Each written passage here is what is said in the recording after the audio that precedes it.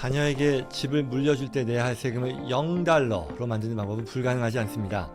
핵심은 두 가지인데요. 첫째, 양도소득세는요, 부모님이 돌아가신 후 상속받아 취득가액 상향 조정 혜택을 받으면 가능합니다. 둘째, 상속세는 미국의 높은 면제 한도 덕분에 이를 잘 이용하면 한 푼도 내지 않을 수 있습니다.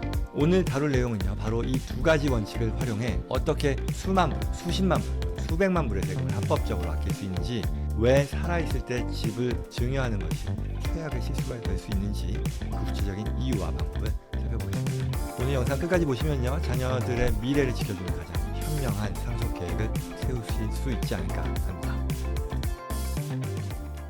자, 첫 번째는요, 양도소득세 0으로 만들기입니다. 취득가액 상향 조정, 즉 스텝업 베이시스의 마법인데요. 자녀에게 집을 물려줄 때 가장 큰 세금 폭탄이요, 터질 수 있는 부분이 바로 양도소득세입니다. 하지만 이 세금은요, 상속 시점만 제대로 선택하면 피할 수 있습니다. 그 이유는요, 바로 스텝업 인 베이시스라고 하는 제도인데요. 취득가액이라는 건요, 그 집을 처음 샀을 때의 가격이죠. 예를 들어서 내가 20년 전에 10만 불에 산 집이 있다고 칠게요. 이게 만약에 지금 100만 불이 됐다 그러면 이걸 팔았을 때 얻게 되는 시세 차익은 90만 불이잖아요.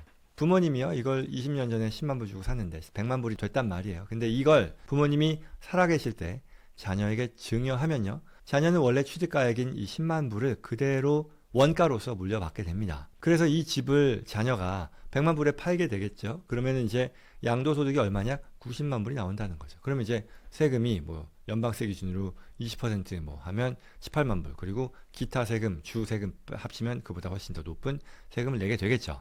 하지만 부모님이 돌아가신 뒤에 이 집을 부모님이 증여하시지 않고 상속을 한다는 거예요. 상속으로 집을 물려받으면 이게 어떻게 바뀌느냐? 굉장히 마법과 같은 일이 발생하는데, 집의 취득 가격이요, 부모님이 취득했던 과거의 10만 불이 아니고 사망 당시의 시장 가치인 100만 불로 새롭게 상향 조정됩니다. 그 결과가 뭘까요? 자녀가요, 이 집을 상속받은 뒤에 팔아요. 100만 불에 팔 수 있겠죠. 100만 불짜리니까 팔면 어떻게 될까요?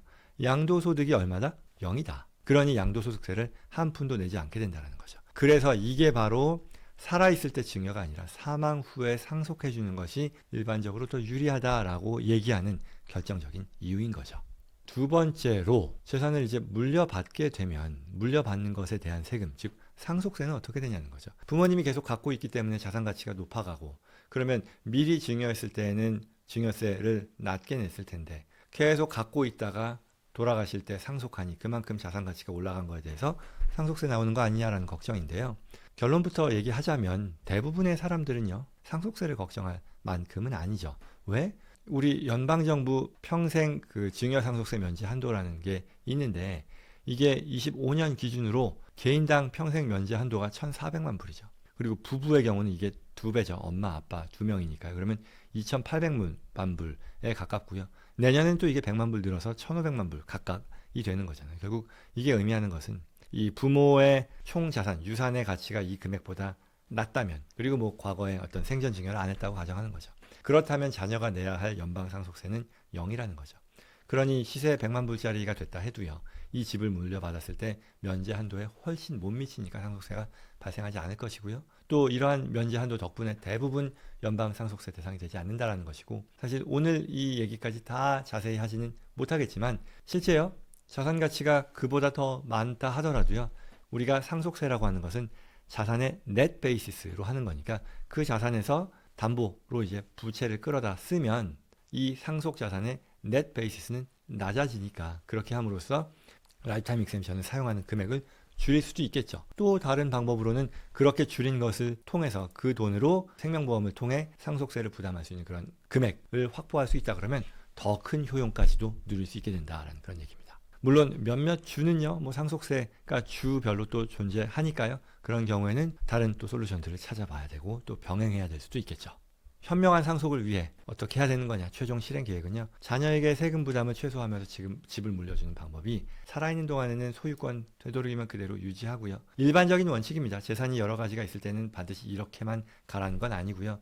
그러나 한 자산을 놓고 보면 증여보다 상속이 과세면에서 더 유리하더라라는 것을 설명하는 거예요.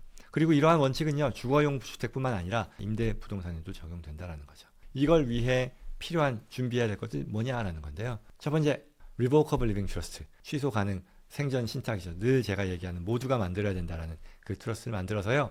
사망 후에 집이 정확히 원하는 사람에게 전달될 수 있도록 법적인 장치 만들어 놔야 되겠고요. 그리고 말씀드린 대로 이 트러스트 활용하면요. 복잡한 프로베이트 절차 피할 수 있으니까요. 꼭 그렇게 대비해 놓는 게 필요할 것이고요. 하겠고요. 그리고 두 번째, 또 지금 당장 자녀를 도와주고 싶다고 하면 이 세금 문제가 없는 현금을 연간 증여 면제 한도 내에서 주는 것도 뭐 가능하다. 그것도 좋겠다. 보통 우리가 뭐 18,500불, 19,000불씩 매년 증여 상속세 면제액을 사용하지 않고 증여할 수 있잖아요. 확인하는 것이 좋겠다라는 거죠. 결국 이 모든 것들이 상속세 이런 것들을 전문으로 하는 분들과 잘 논의해서 본인에게 가장 적합한 계획을 세우는 것이 중요하겠다. 뭐 너무 당연한 공자님 말씀이긴 합니다. 자녀를 위하는 마음에 서둘러 집을 증여하는 것이 과세면에 있어서 추가의 부담, 더 불리한 결과로 이어지는 경우들이 있으니 그런 것들을 감안해서 나에게 주어진 옵션이 무엇이냐, 뭐 법이 허용하는 절세 혜택을 최대한 활용할 수 있도록 미리 계획하는 것이 꼭 필요하겠다라는 그런 내용이었습니다.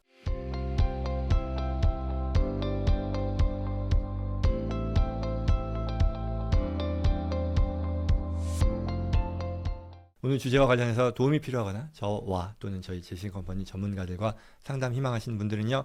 영상 더보기란 또는 고정 댓글에 있는 연락처 연락 주시기 바랍니다. 구독과 좋아요로요. 다음에도 꼭 필요한 정보 놓치지 마시고요. 주변 분들께도 이러한 정보 전달될 수 있도록 도와주시기를 부탁드립니다. 고맙습니다.